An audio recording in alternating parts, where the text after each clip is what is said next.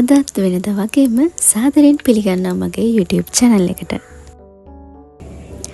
අද පොඩි වෙනස් vlog එකක් කියලා හිතනවා. මොකද අපි අද බලමු අඩු මුදලට ගෙදරදීම සබන් හදාගන්නේ කොහොමද කියලා.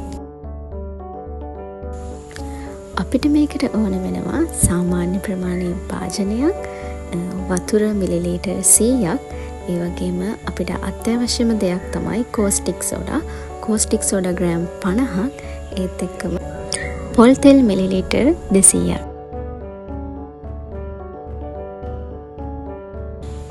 මෙතනදී කෝස්ටික් සෝඩා ඔයගොල්ලන්ට හොයාගන්න අමාරු වෙන්නේ නැහැ. මොකද ඕනම හાર્ඩ්වෙයාර් එකකින් කෝස්ටික් සෝඩා අඩු මුදලට ලබා ගන්න පුළුවන්. ඒ වගේම තමයි පොල් තෙල් ගණන්දී ඔයගොල්ලන්ට සුදු පොල් තෙල් එහෙම නැත්නම් පාම් තෙල් කියන ඕනම වර්ගයක් පාවිච්චි කරන්න පුළුවන්.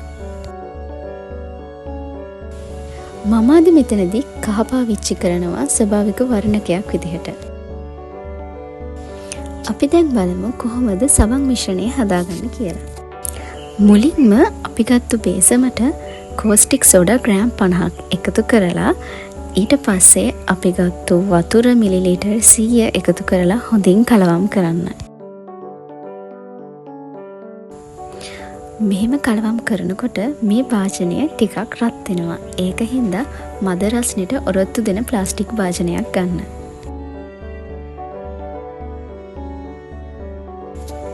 ඊට පස්සේ වතුරත් එක්ක කෝස්ටික් සෝඩා ටික හොඳට දිය වුණාට පස්සේ අපිට පුළුවන් මෙතනදී කහ ඇඩ් කරගන්න.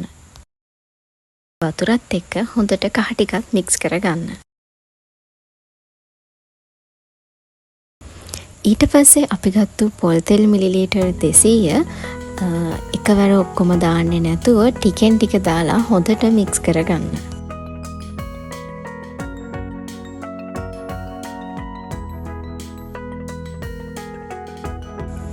ඊට පස්සේ සබන් මිශ්‍රණය දාගන්න පුළුවන් සයිස් එකේ භාජන 3-4ක් විතර ගන්න. මේ කිව්ව ප්‍රමාණ වලින් උපරිම හදන්න පුළුවන් සබන් කැට 3ක් වගේ තමයි.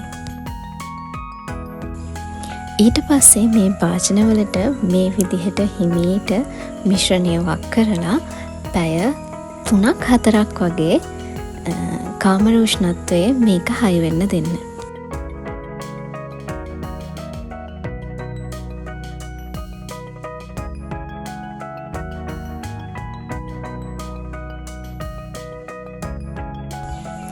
ඉතින් අපි දැන් බලමු පැය 3කට පස්සේ අපේ සබන් කැට ටික කොහොමද තියෙන්නේ කියලා. අපි සෙට් වෙන්න තියපු අච්චු වලින් ගැලවුවට පස්සේ මෙන්න මේ විදිහට තමයි අපිට සබන් ටික දැක ගන්න පුළුවන් වෙන්නේ. මේකත් අනිවාර්යෙන්ම try කරන්න කියලා මතක් කරන ගමන් වීඩියෝ එක අන්තිම වෙනකන් රැඳිලා හිටපු ඔයගොල්ලෝ හැමෝටම බොහොම ස්තුතියි. මගේ YouTube channel එක subscribe කරන්නත් අමතක කරන්න එපා.